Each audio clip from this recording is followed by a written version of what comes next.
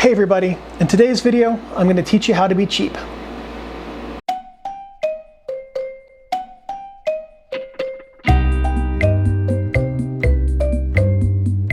Hey David, what's cheaper, film or digital? We're going to look at the money aspect of this from a cost per click perspective, okay? We're going to break it down into the cost that it is to take a photo, and for some people, film will be cheaper, and for some people, it'll be digital, but spoiler alert, for the vast majority of people, digital will be cheaper. So some of you know that I resell cameras, and that helps support this YouTube channel. And I've sold, in the last year, I sold about 50 DSLRs. I move about one a week. They're all used, and every single one that I have sold, the lowest one that I've been able to, if I can get a shutter count on them, which I can't for every camera, but if they're a model that provides a shutter count, I get it because I want the people buying the camera to know that. The lowest shutter count I've seen on one is 5,500 and the highest is 22,000. And most of these cameras are 4 to 7 years old, so that's really low use for cameras of that age. The average actuation range for those cameras is about 14,000. If we took all the numbers and put them together, it'd be about 14,000.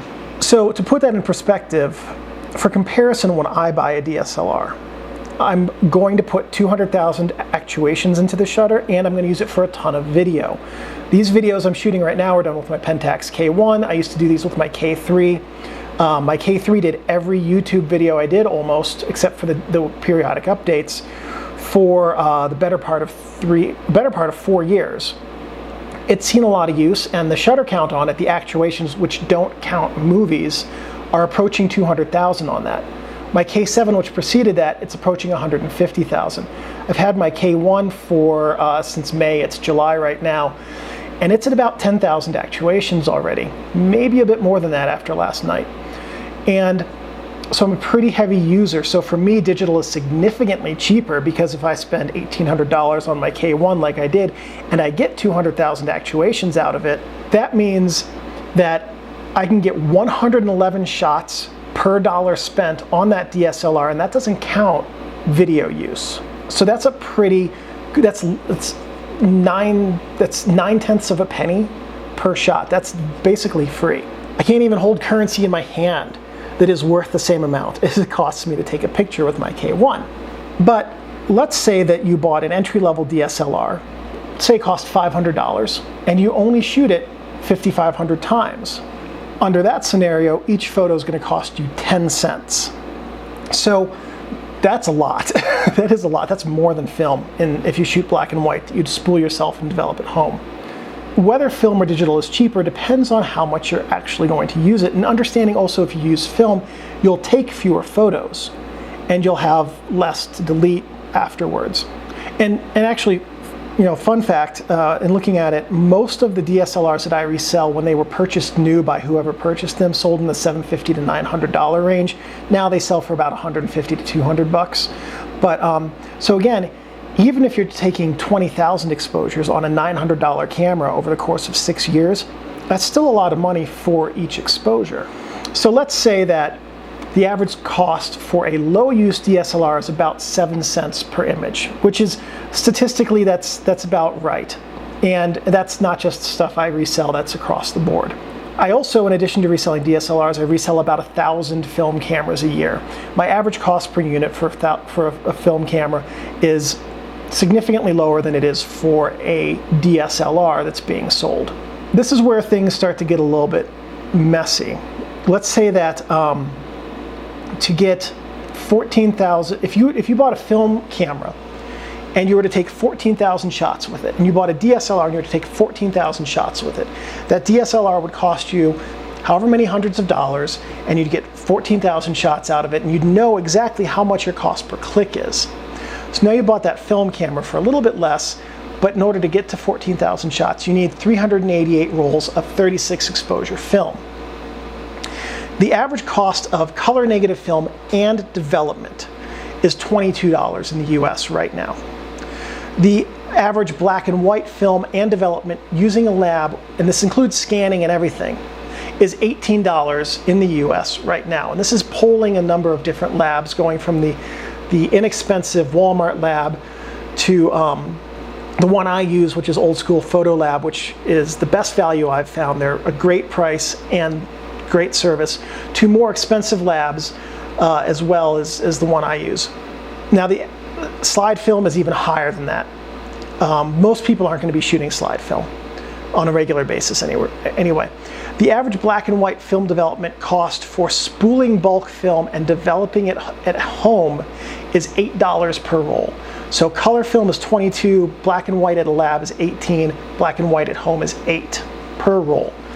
Now that means that to get to that 14,000 images, taking only color photos and the cost of your camera into account, you're looking at about $8,618. For black and white at a lab, you're looking at about $7,000. And for black and white at home, you're looking at just shy of $3,200. That's a lot. That is pretty steep compared to the cost of digital. That said, film shooters do shoot fewer images and have a higher good image rate than digital shooters. So if it takes 14,000 digital images to get 1,400 good photos, it's not going to take 14,000 good images to get 1,400 good film photos. It'll take less, but we need to compare costs apples to apples. Film will always, always, always be more expensive than digital. That's just part of film photography. And that's all assuming 35 millimeter. If you go into medium format or large format, if you shot the same number of photos, it would be even more expensive. But again, if you're shooting medium or large format, you're going to shoot far, far, far fewer photos to get to the same number of good photos as you would for digital or 35 millimeter film. All that said, there's another cost to consider when deciding what kind of camera you want to buy. And this is in very many ways the more important cost to consider, and that's the environmental cost. If you buy an old camera, the environmental ramifications of its raw material mining, manufacturing, production, distribution to sales points, that's all been cashed in and it's out of the environment at this point. If you buy a brand new DSLR, that's not the case. The mining sludges are going straight into the environment. The manufacturing, electrical use and pollution going straight into the environment. The exhaust from the ships, trains, and trucks used to distribute this going straight into the environment. All of that's happening today.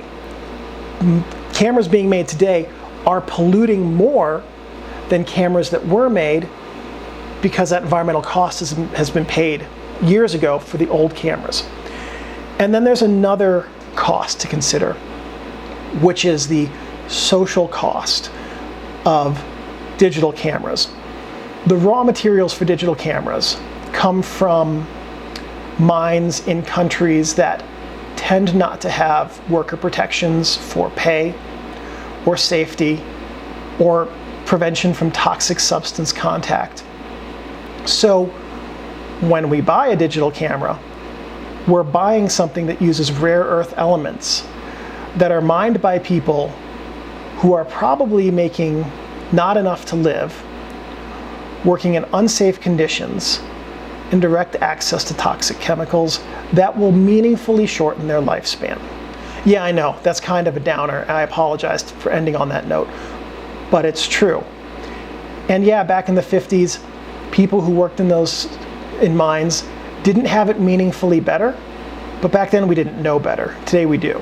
So those are some other some other costs to consider. In addition to just the out-of-pocket, there is what modern manufacturing does to the environment today versus what historic manufacturing did and that we've gotten out of the environment already, and the social ramifications of what the realities of a lot of mining in other countries without worker protections is like.